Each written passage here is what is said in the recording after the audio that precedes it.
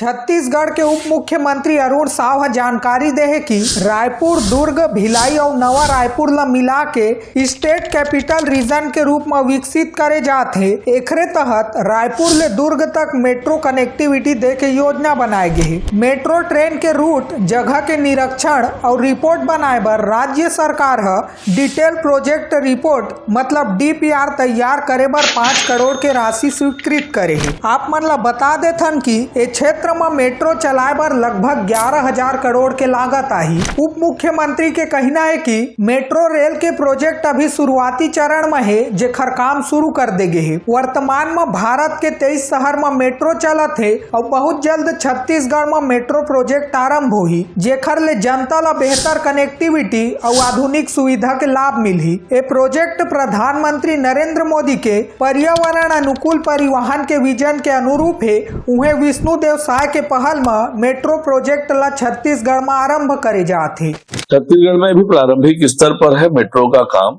दिशा में तेज गति से आने वाले समय में काम होगा।